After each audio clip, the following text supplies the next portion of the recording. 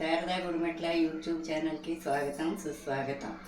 ఇప్పుడు నేను మెంతికాయ ఎలా పెట్టాలో మీకు చెబుతాను. నేను మెంతికాయకి ఏమిటంటే మన ఆవకాయ ఏ కాయతో పెట్టుకుంటామో మెంతికాయ కూడా అదే కాయ పెట్టుకోవాలి. మిగతా కాయలు ఏది పెట్టినా మెంతికాయ బాగుండదు. అందుకని ఆవకాయ తరిగాక అందులో ముక్కలే కొన్ని మెంతికాయ కూడా పెట్టుకుంటాము. ఇప్పుడు నేను ఊరికే 2 కాయల ముక్కలు తరిగాను. దీనికి ఇగో ఫస్ట్ ఇలాగా ఆవాలు మెంతులు వేయించుకోవాలి. ఈ 2 కాయల దానికి ఒక అరడొక్కు ఆవాలు, ఆ డొక్కులో సగం మెంతులు. ఎప్పుడు కూడా ఆవాలు డొక్కు పోస్తే మెంతులు సగం పోసుకోవాలన్నమాట. ఇప్పుడు ఇవి మిక్సీ తిప్పుతాను. ఆవాలు మెంతులు ఇలాగా మిక్సీలో వేసేసుకుని మెత్తగా పౌడర్ చేసేసుకోవాలి.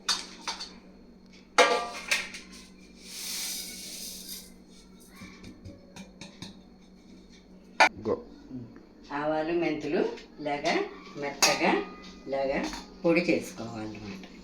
చేసుకున్నాం కదా. ఇప్పుడు ఈ ముక్కలకి ఇందులో కారం ఉప్పు వేసుకుందాం.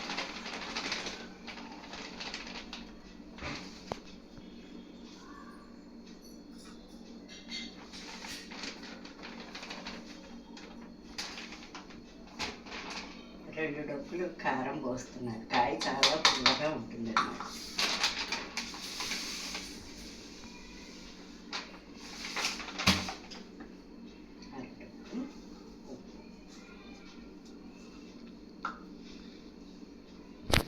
అలాగే 2 డొక్కులు కారం పోసాం కదా. ఈ ఆవాలు మెంతులు కలిసిన పౌడరు 1 డొక్కున్నర వేసుకోవాలి. మరీ ఎక్కువ వేసుకున్నా బాగుంటుంది.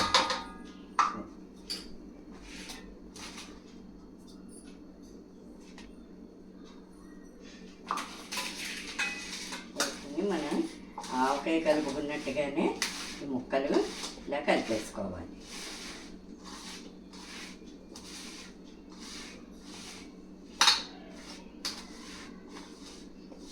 ఇలాగా శుభ్రంగా కలిసి ఇలాగా కలిపేసుకోవాలి.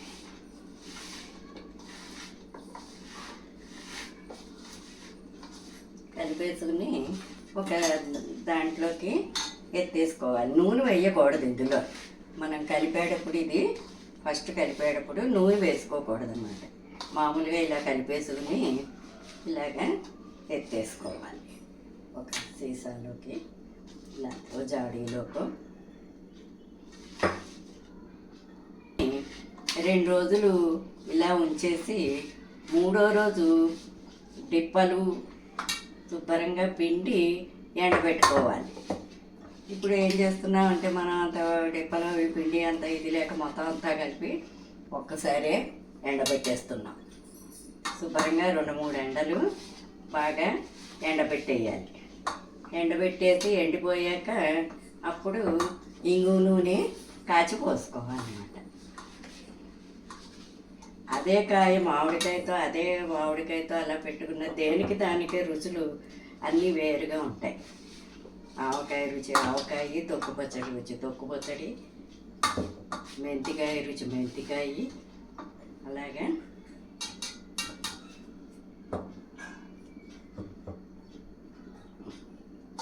నా వీడియో కనుక నచ్చినట్టయితే లైక్ చేయండి, సబ్స్క్రైబ్ చేయండి. మరిన్ని వీడియోలతో మీ ముందుకు వస్తాను. బెల్ ఐకాన్ క్లిక్ చేయండి. నమస్తే, ధన్యవాదాలు.